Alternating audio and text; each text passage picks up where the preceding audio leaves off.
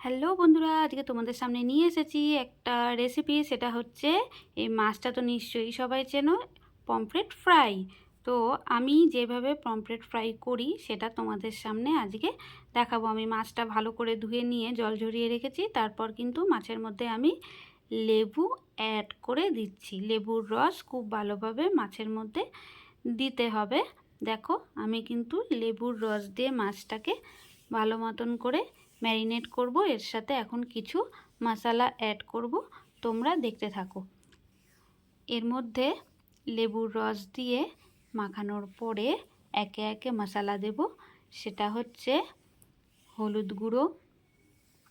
তোমরা কে কে এইভাবে মাছটা ফ্রাই করে খেয়েছো একটু জানিও। যারা খাওনি তারা কিন্তু একদিন খেয়ে দেখতেই পারো। তারপরে দিয়ে দেব স্বাদ মতো লবণ। তারপর আমরা এর মধ্যে অ্যাড করে দেব জিরে গুঁড়ো কিছুটা। এতে দিয়ে দিচ্ছি ধনে গুঁড়ো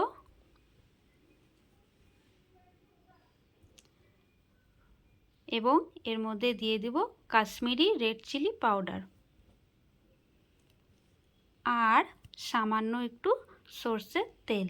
যেহেতু মশলাগুলো সব কটা ঝরঝরে হয়, তাই মাছের গায়ে লাগিয়ে রাখার জন্য আমরা তেলটা দিচ্ছি, যাতে মশলাগুলো ভালো মতো মাছের গায়ে লেগে থাকে। এটা যেহেতু সামুদ্রিক মাছ, এই মাছের কিন্তু একটা অন্যরকম গন্ধ থাকে। যাতে সেই গন্ধটা নাকে না আসে, সেজন্য কিন্তু এই মশলাগুলো দিয়ে ফ্রাই করলে কিন্তু সেই গন্ধটা একদম পাওয়া যায় না, আর খেতে কিন্তু একটু বেশি সুস্বাদু হয়।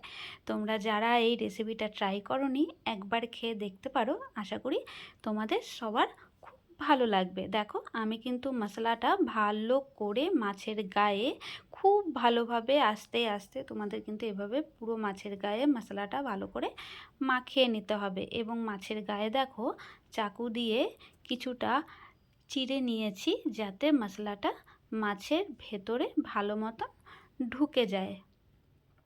দেখো, আমি কিন্তু সব কটা মাছের গায়ে এপিঠ ওপিঠ দুপিঠেই খুব ভালো করে মশলাগুলো ভালো করে লাগিয়ে নিয়েছি। মশলাগুলো এক জায়গাতে যেন জড়ো হয়ে না থাকে, তাহলে কিন্তু মাছটা ভাজার সময় কিন্তু তেলের মধ্যে মশলাগুলো লেগে তেলটা কিন্তু পুড়ে যেতে পারে। তাই তোমাদের এদিকে একটু খেয়াল রাখতে হবে। আর মাছের ভেতরেও যদি পারো তাহলে একটু মশলাগুলো ভরে দিও।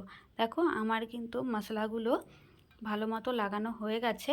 এখন আমি মাছটাকে আধ ঘন্টার জন্য ফ্রিজে রেখে দেবো। এক্ষেত্রে একটা কথা বলে রাখি, মাছ কিন্তু আধ ঘন্টার বেশি ফ্রিজে রাখবে না, তাহলে কিন্তু যখন ভাজতে যাবে মাছ কিন্তু ভেঙে যাবে, কারণ এতে যেহেতু লেবুর রস দেওয়া আছে। তো দেখো, মাছ ভাজা শেষ। তোমরা খেয়ে বলবে কেমন হয়েছে।